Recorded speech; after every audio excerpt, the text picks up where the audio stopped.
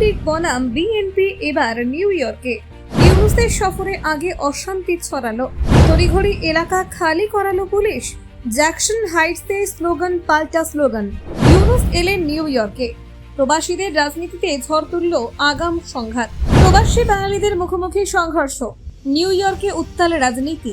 Diversity প্লাজায় আওয়ামী লীগ বনাম BNP, মাঝখানে পুলিশি হস্তক্ষেপ। রাষ্ট্রপুঞ্জ সফরের আগে অশান্ত নিউ ইয়র্ক। ইউনুসের আগমন ঘিরে প্রবাসীদের মধ্যে বিভাজন ঘটল। নিউ ইয়র্কে বাংলাদেশি রাজনীতির রণক্ষেত্র, রাস্তায় ধাওয়া প্রতি ধাওয়া। ইউনুস আসার আগে উত্তপ্ত আমেরিকা। প্রবাসীদের বিক্ষোভে কাঁপল জ্যাকসন হাইটস। জানেন ঠিক কি ঘটল? দেখুন, বাংলাদেশের অন্তর্বর্তী সরকারের প্রধান উপদেষ্টা মোহাম্মদ ইউনুসের নিউ ইয়র্ক আগমনের আগে জ্যাকসন হাইটসে উত্তেজনার পরিবেশ তৈরি হয়। স্থানীয় সময় রবিবার রাতে প্রবাসী বাংলাদেশি অধ্যুষিত এলাকায় আওয়ামী লীগ ও বিএনপি সমর্থকদের মধ্যে স্লোগান পাল্টা স্লোগানের ঘটনায় পরিস্থিতি উত্তপ্ত হয়ে ওঠে। দুই পক্ষের সমর্থকরা একে অপরের দিকে ধাওয়া প্রতি ধাওয়ার চেষ্টা চালাতে থাকেন, যা মুহূর্তের মধ্যে এলাকায় দমন করা জরুরি হয়ে দাঁড়ায়। উত্তেজনাময় পরিস্থিতি নিয়ন্ত্রণে আনতে দ্রুত সক্রিয় হয় নিউ ইয়র্ক পুলিশ। দুই পক্ষের উত্তেজিত সমর্থকদের আলাদা করে শান্তি ফেরাতে মৃদু বল প্রয়োগ করেন। এলাকায় অবিলম্বে সতর্কতা জারি করা হয় এবং কোনো বড় সংঘর্ষ এড়াতে পুলিশ উপস্থিতি বাড়ানো হয়। শেষ পর্যন্ত পুলিশের সক্রিয় পদক্ষেপে পরিস্থিতি কিছুটা শান্ত হয় এবং উত্তেজনা কমে আসে।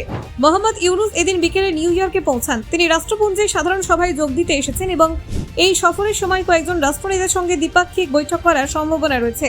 তার আগমনের প্রেক্ষিতে প্রবাসী বাংলাদেশিদের মধ্যে রাজনৈতিক উত্তেজনা তৈরি হওয়াটাই মূলত আলোচনার কেন্দ্রবিন্দু। 2024 সালে 5 আগস্ট বাংলাদেশে বৈষম্য বিরোধী আন্দোলনের প্রেক্ষাপটে আওয়ামী লীগের সরকারের পতন ঘটে। আন্দোলনের চাপের মুখে প্রধানমন্ত্রীর পদ থেকে ইস্তফা দিতে বাধ্য হন শেখ হাসিনা। এরপর তিনি ভারতে আশ্রয় নেন। এই রাজনৈতিক হালচালের পর মোহাম্মদ ইউনুসের নেতৃত্বাধীন অন্তর্বর্তী সরকার দেশে ক্ষমতা গ্রহণ করে। ইউনুসের নেতৃত্বাধীন সরকারের জামানায় মুক্তিযুদ্ধের ঐতিহ্যের প্রতি আনুগত্য রাখার কারণে আওয়ামী লীগের প্রাচীন কর্মীয় সমর্থকদের উপর নিষেধাজ্ঞা আরোপ করা হয়। এই পদক্ষেপে দেশীয় রাজনীতি উত্তপ্ত হতে থাকে, যা প্রবাসী বাংলাদেশিদের মধ্যে প্রতিফলিত হয়। নিউ ইয়র্কে সমর্থকরা সড়ক অবরোধ এবং প্রতিবাদ সমাবেশের মাধ্যমে তাদের মত প্রকাশ করতে চান। জ্যাকসন হাইটসের ডাইভার্সিটি প্লাজা সেই উত্তেজনায় কেন্দ্রবিন্দুতে পরিণত হয়। একই সময়ে আওয়ামী লীগের প্রবাসী সমর্থকরা এবং বিএনপি বা খালেদা জিয়ার অনুসারীরা একই এলাকায় সমাবেশ করেন। দুই পক্ষের সমর্থকরা একে অপরকে মুখোমুখি হলে উত্তেজনা তীব্র হয়ে ওঠে। স্থানীয় সংবাদ মাধ্যম এবং প্রথম আলো জানায়, উত্তেজনা এড়াতে পুলিশের কৌশল ছিল দুই পক্ষকে আলাদা রাখা এবং পরিস্থিতি শান্ত করা।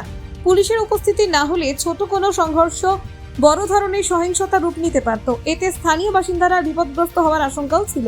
প্রবাসী বাংলাদেশিদের মধ্যে রাজনৈতিক উত্তেজনা মূলত অভিজ্ঞতার ফল। দীর্ঘদিন ধরে দেশের রাজনৈতিক পরিস্থিতি প্রবাসীর সমর্থকদের মনস্তাত্ত্বিকভাবে প্রভাবিত করেছে। Bureau report, Bangla digital TV.